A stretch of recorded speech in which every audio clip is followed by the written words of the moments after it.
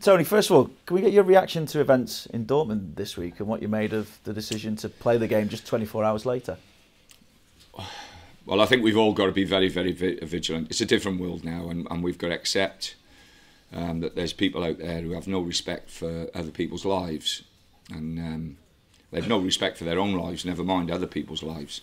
So we have to be very, very vigilant, and I'm sure that everybody at this football club and every football club up and down the country, you know, will have their security in place to hopefully try and stop anything that's going to happen.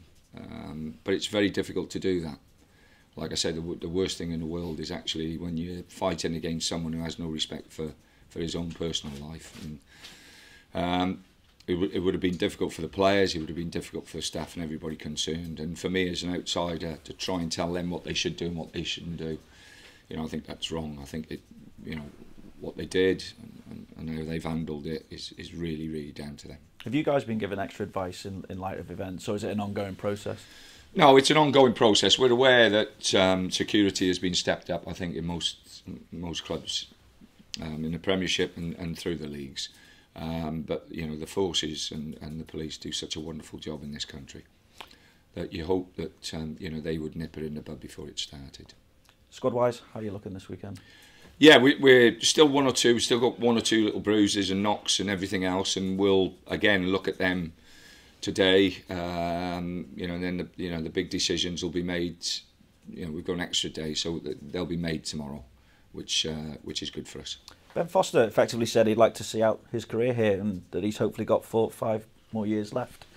Can you see him then extending his current contract beyond the 2 years it's got left? Well, Ben's been exceptional this year. He's played outstandingly well, and like I say, he's been part of a group of players who have really overachieved this year and enjoyed overachieving. So you know, we'll see what happens. You know, I'd be quite happy for Ben and you know, to extend it, but I think what has he got left? He's got 2 years left already. Yeah. Do you still have to manage him though as well? He's bounced back, showed great character after the knee injury, but still you're having to manage that week to week. Oh, he's had, was it 2 cruciate knee injuries, and he's recovered from that fantastically well. And like I say, he's been absolutely outstanding. But you know, I think it'll be further down the line before we sit down and talk to Ben, with 2 years to go. When you say, obviously a side that's overachieved this season, there's still a little bit of frustration over the last couple of games and the last 3 games without being able to take the points to tally further towards that record total for the club. Yeah, 14. Yeah, that is, obviously there'll be frustration in you know, most things we do, but we knew when we turned the corner that this finishing period was going to be very, very difficult. You know, Southampton finished in the top 10 last year, and now we face Liverpool. Then we face the champions, and it looks as though we're going to face with Chelsea, you know, the new champions. You know, it's you know, Liverpool, Leicester, and Chelsea on top of Southampton. We're going to be 4 difficult games for us. Do you see yourself though as a bogey manager for Liverpool? I was hoping you'd not bring that up, but I was going to bring it up because they've not won away from home against a Tony Pulis managed side in the Premier League. Yeah, let's hope that continues this weekend as well. Well, I mean, do you always fancy your chances against Liverpool because of the way they seem? No, I think if you have a look at, you know, in comparison with Arsenal as well, I've always done very well against Arsenal when we played Arsenal away from home. You know, the most important thing is that we get the team organised and well set up, and then they go out and enjoy it. They work hard and enjoy it, enjoy the challenge. Irrespective whether it's Liverpool, Leicester, Chelsea, the 3 home games we have left, you know, they're all going to be tough games for us. What do you make of what Jurgen Klopp's done with Liverpool? Well, they're in the mix. You know, there's 6 fighting for those 4 spots, which is great to see. You know, great TV viewing for Sky come the end of the season. Did you expect more from them maybe earlier this season when they looked to be in the title race?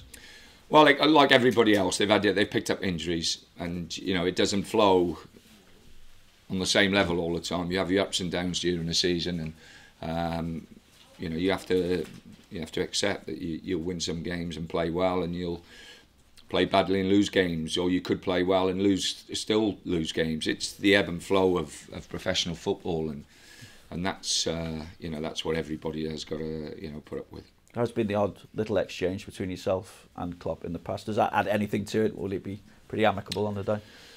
No, there'll be no problems with myself or Klopp. He's a competitive man and he wants his team to win. No problems this end. Claudio Jacob described you as a competitive man, compared you to Diego Simeone the other week when we spoke to him. I don't know Diego, so I don't know whether I'm like him or not. You're not taking it as a compliment? Well, Claudio's got to say what he's got to say, and he would know him and he knows me, so if he's made the comparison, then that's Claudio's thoughts. The targets you still have this season, Tony? Targets, get as many points as we can, and that's always been, to try and get out and put performances in. We want performances. We want players to go out there and put a performance in. And like I say, it's going to be a tough game. It'll be a really, really tough game Sunday because they have, a lot to play for, and we got to just make sure that we're resilient. And that when we get the ball, we play, through the pitch quickly like we did against Arsenal. And they will press us and they'll push on to us. And we've got to make sure that first pass that we win, or the ball and the turnover, that first pass is important. And we've got to keep that first pass. At the same time, how far down the line are you in planning for next season? Because you've really given yourself a platform to build from, haven't you? Yeah, we're off. This weekend, obviously, we've got the Man City game that's been cancelled, and every member of staff is off watching games. So we're planning already for next year. We're trying to put things in place. We don't want to be behind the ball game. Hopefully this year we want to be trying to get players in or target players as early as we possibly can before the mad season starts. I was going to say, how important is that as well, I suppose, to get them settled in as quickly as possible, ready for the start of pre-season almost, I suppose. Well, it's difficult getting them in the door early because you have to negotiate deals and prices and everything else, but we'll do our best. I think the most important thing is to target the ones that we want, go out and be very, very clever in what we do and how we do it, because we haven't got the finances that the other clubs have got. But we need the players in, and that's the bottom line. We need to be bringing a few in.